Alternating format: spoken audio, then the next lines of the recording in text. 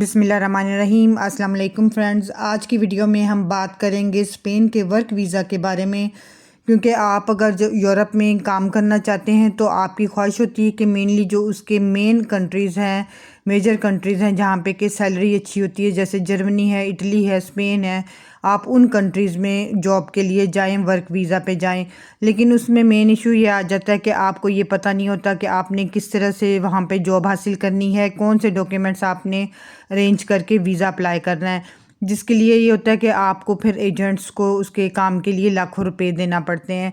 तो आज की वीडियो में हम ये सारा प्रोसेस डिस्कस करेंगे कि बगैर आप किसी एजेंट की हेल्प के स्पेन का वर्क वीज़ा किस तरह से खुद से अप्लाई कर सकते हैं, किस तरह से आपने ख़ुद वहाँ पे जॉब हासिल करनी है और क्या उसकी प्रोसेसिंग होगी, कौन से डॉक्यूमेंट्स आपने रेडी करने हैं। तो अगर आप 2026 में स्पेन में वर्क वीज़ा पे जाना चाहते हैं तो आज की वीडियो आपके लिए है। वीडियो को फुल वॉच कीजिएगा और चैनल पर नए हैं तो चैनल को सब्सक्राइब करना भी ना भूलिएगा। तो सबसे पहले ये देख लेते हैं कि स्पेन किस किस कैटेगरी के वर्क वीज़ा ऑफ़र करता है, ताकि आप उनमें से जिसके लिए भी सूटेबल हों अपनी क्वालिफ़िकेशन के हिसाब से, अपने वर्क एक्सपीरियंस के हिसाब से, तो आप उन वीज़ाज़ के लिए अप्लाई करें।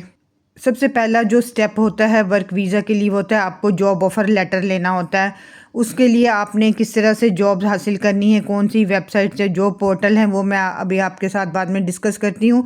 तो जब आपको सपोज़ जॉब लेटर मिल जाता है तो उसके बाद जब आप एम्प्लॉयर आपका वर्क परमिट का प्रोसेस करता है तो आप जिस वीज़ा पे जाते हैं वो आपका स्टैंडर्ड वर्क वीज़ा होता है। इसके अलावा EU ब्लू कार्ड होता है जो कि हाईली स्किल्ड प्रोफेशनल्स के लिए होता है। इसमें हाई सैलरी भी रिक्वायरमेंट होती है उसकी, क्योंकि ज़ाहिर है जब वो हाईली क्वालिफाइड होंगे तो ऑटोमेटिकली सैलरी भी आपको ज़्यादा ही ऑफ़र की जाती है। तो अगर आप हाईली क्वालिफाइड हैं तो आप EU ब्लू कार्ड के लिए अप्लाई कर सकते हैं। इसके अलावा इनका HQP वीज़ा होता है जिसको हाईली क्वालिफाइड प्रोफेशनल वीज़ा कहते हैं। ये वीज़ा स्किल्ड वर्कर्स के लिए होता है और इसमें काफ़ी रिलैक्स्ड रूल्स होते हैं, आप फैमिली को भी साथ लेके जा सकते हैं। इसके अलावा सीजनल वर्क वीज़ा होते हैं जो कि यूरोप के काफ़ी कंट्रीज़ जो हैं वो सीजनल वर्क वीज़ाज़ ऑफ़र करते हैं। ये शॉर्ट टर्म के होते हैं और जब उस काम का सीज़न होता है तो उस काम के दौरान आपको वहाँ पे जाके जस्ट जॉब करनी होती है, काम करना होता है, उसके बाद आपको वापस आ जाना होता है।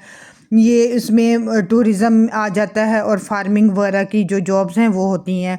इसके अलावा डिजिटल नोमैड वीज़ा है जो कि ऑनलाइन काम करने वालों के लिए या जो फ्रीलांसर्स होते हैं उनके लिए होता है, जिसमें कि आप रिमोट वर्कर्स होते हैं और आप स्पेन में रह के किसी भी फ़ॉरेन कंपनी के लिए काम करते हैं। तो ये वो कैटेगरीज़ हैं जिसके लिए आप स्पेन में वर्क वीज़ा के लिए अप्लाई कर सकते हैं। अब देखते हैं कि इन वीज़ा में आप अपनी फैमिली को लेके जा सकते हैं कि नहीं। तो जो फर्स्ट वन है स्टैंडर्ड वर्क वीज़ा, उसमें जब आपका वर्क वीज़ा आपको मिल जाता है तो आपकी रेजिडेंस परमिट जो है वो आपको अलाउ हो जाता है, आपका अप्रूव हो जाता है और आप अपनी स्पाउस को यानी कि अपनी वाइफ को और अपने बच्चों को डिपेंडेंट रेजिडेंस के लिए लेके जा सकते हैं, यानी कि इस वीज़ा पे आपकी फैमिली अलाउ है। अब जो HQP वीज़ा है ये क्योंकि हाईली क्वालिफाइड बंदों के लिए होता है तो आप डे 1 से ही अपनी फैमिली को साथ लेके जा सकते हैं। सीजनल वर्क वीज़ा तो शॉर्ट टर्म का होता है, इसमें फैमिली नहीं अलाउ होती। और जो डिजिटल नोमैड वीज़ा होता है इसमें भी आप अपनी स्पाउस और बच्चों को डिपेंडेंट के तौर पे स्पेन बुला सकते हैं, और लेकिन इसमें ये कि आपको अपनी हायर इनकम जो है वो प्रूव करना होती है। अब ये देखते हैं कि क्या आपको इन वीज़ाज़ के लिए आइल्स की ज़रूरत होती है कि नहीं। तो उसमें ये कि ऑफिशियली तो जो आइल्स या टोफल है वो कंपलसरी नहीं होता स्पेन के वर्क वीज़ा के लिए, लेकिन जब आप ऑब्वियसली किसी भी जो यूरोप के कंट्रीज़ हैं उनकी अपनी हर एक की लैंग्वेज है, और अगर आप वो लैंग्वेज आती हो तो आपको एक तो जॉब अपॉर्चुनिटीज़ भी अच्छी होती हैं वहाँ, आपको रहना, आपको मूव करना, आपको कम्युनिकेट करना भी ईजी हो जाता है। तो आइल्स तो ज़रूरी नहीं है, लेकिन जॉब्स के लिए वहाँ पे आपको कुछ ऐसी जॉब्स हैं जिनके लिए आपको स्पेनिश लैंग्वेज के स्किल्स की यानी कि A2 B1 B2 उनकी जो डिमांड होती है, उनकी जो ज़रूरत होती है कि आपको स्पेनिश आनी चाहिए। स्पेशली जो कोई कस्टमर सर्विसेज की जॉब होती हैं, कोई रेगुलेटेड प्रोफेशंस होते हैं उनमें, क्योंकि आपको कस्टमर्स के साथ डील करना होता है तो आपको वहाँ की जो लोकल लैंग्वेज है यानी कि स्पेनिश है वो आपको आनी चाहिए। अगर आपको स्पेनिश नहीं आती, आपको जस्ट आपकी इंग्लिश की कम्युनिकेशन अच्छी है तो फिर मल्टीनेशनल कंपनीज़ में भी आपको जॉब मिल सकती है। लेकिन अगर आप स्पेनिश सीख के जाते हैं तो आपके पास ज़्यादा बेटर अपॉर्चुनिटीज़ आपके लिए अवेलेबल होती हैं। अब जो जॉब्स इन डिमांड हैं स्पेन में, उसमें आईटी से रिलेटेड जॉब्स हैं, जैसे कि सॉफ्टवेयर डेवलपमेंट होती है, हेल्थ केयर की, सपोर्ट की रोल्स की हैं, इंजीनियरिंग की, हॉस्पिटैलिटी और टूरिज़्म की है, जो कि सारे यूरोप में हॉस्पिटैलिटी और टूरिज़्म की होती है। इसके अलावा सीजनल है, जिसमें कोई फ्रूट्स वेजिटेबल्स वगैरह की पिकिंग पैकिंग कोई होती है। इस तरह के फार्मिंग की जॉब्स होती हैं, पोल्ट्री की होती हैं।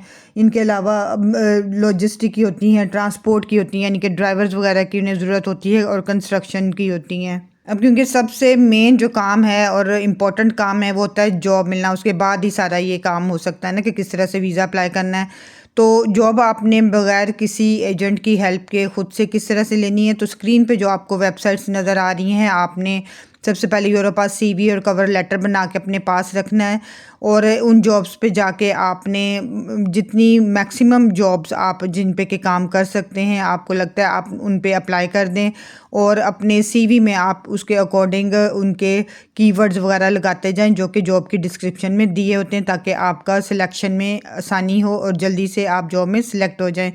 तो जब आपको जॉब लेटर, वहाँ से जॉब ऑफ़र आ जाएगी, उसके बाद आ जाता है काम आपका वीज़ा अप्लाई करना। तो वीज़ा अप्लाई करने के लिए जो डॉक्यूमेंट्स आपको चाहिए वो अब हम देख लेते हैं कि उसकी क्या लिस्ट है। उसमें सबसे पहले आपको 6 मंथ के लिए वैलिड पासपोर्ट चाहिए, आपकी पासपोर्ट साइज़ फ़ोटोग्राफ्स होंगी, आपका एम्प्लॉयमेंट का कॉन्ट्रैक्ट होगा जो कि आपके एम्प्लॉयर ने आपको साइन करके दिया होगा, और एम्प्लॉयर्स का वर्क परमिट की, यानी कि जो अप्रूवल के डॉक्यूमेंट्स होते हैं वो सारे आपके लगेंगे। जो भी आपके एजुकेशनल सर्टिफिकेट्स हैं, आपके एक्सपीरियंस के कोई सर्टिफिकेट्स हैं, आपकी डिग्रीज डिप्लोमाज हैं, वो आपने ट्रांसलेट करवानी है और लीगलाइज्ड करवानी है। इसके अलावा आपका पुलिस क्लियरेंस सर्टिफिकेट होगा कि आपका कोई क्रिमिनल रिकॉर्ड नहीं है, वो अभी आपने ट्रांसलेट करवा के अपोस्टाइल करवाना है। ये डॉक्यूमेंट्स को किस तरह से अपोस्टाइल करवाते हैं उसकी वीडियो मैंने ऑलरेडी आपके साथ शेयर की हुई है। पुलिस क्लियरेंस सर्टिफिकेट किस तरह से बनाते हैं उसकी भी वीडियो ऑलरेडी अपलोड की हुई है, आप उन वीडियोज़ को चेक करें और उसके अकॉर्डिंग अपना पुलिस क्लियरेंस सर्टिफिकेट बनाएं और अपने डॉक्यूमेंट्स को आप अपोस्टाइल करवा सकते हैं।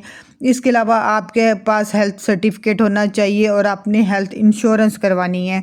आपके पास प्रूफ ऑफ अकोमोडेशन होना चाहिए, क्योंकि कोई भी रेंटल है या कोई आपको वहाँ पे ऑफ़र कर रहा है आपको अकोमोडेशन, तो वो आपने उसका प्रूफ लगाना है। साथ में आपके पास प्रूफ ऑफ फाइनेंशियल मीन्स होने चाहिए, यानी कि बैंक स्टेटमेंट होनी चाहिए जो आपके वहाँ के इनिशली खर्चों को पूरा कर रही हो। इसके अलावा आपका मैरिज सर्टिफिकेट होगा, और जो चिल्ड्रन के बच्चों के बर्थ सर्टिफिकेट होंगे वो आपने लेने हैं, और वो आपने पोस्टाइल करवाने हैं ट्रांसलेशन करवाने के बाद।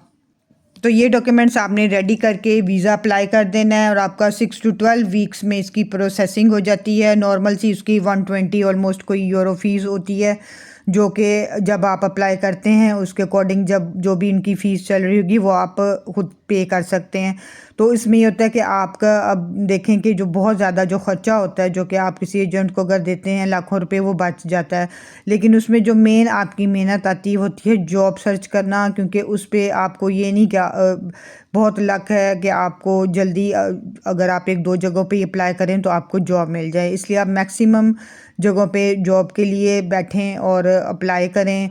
उस पे आपका टाइम लगेगा और आपको अच्छा सीवी बनाना होगा ताकि आपको जॉब मिले, तब आगे की बाकी की प्रोसेसिंग हो सकती है। तो फ्रेंड्स, ये थी इन्फॉर्मेशन कि कौन से वर्क वीज़ा स्पेन ऑफ़र करता है, उसको आपने किस तरह से वहाँ पे आपने जॉब हासिल करनी है, और कौन से डॉक्यूमेंट्स आपने अरेंज करके वीज़ा अप्लाई करना है। आई होप आपको आज की इन्फॉर्मेशन अच्छी लगी होगी। अगर वीडियो अच्छी लगी हो तो इसे लाजमन लाइक कीजिएगा, उन फैमिली फ्रेंड्स और रिलेटिव्स के साथ शेयर ज़रूर कीजिएगा जो कि यूरोप में स्पेशली स्पेन में वर्क वीज़ा पे जाना चाहते हैं। और अगर आप चैनल पर नए हैं तो चैनल को सब्सक्राइब करके बेल आइकन के बटन को ज़रूर प्रेस करें, ताकि आपको फ्यूचर में भी इस तरह की इन्फॉर्मेटिव वीडियोस मिलती रहें। Thank you. अल्लाह हाफिज़।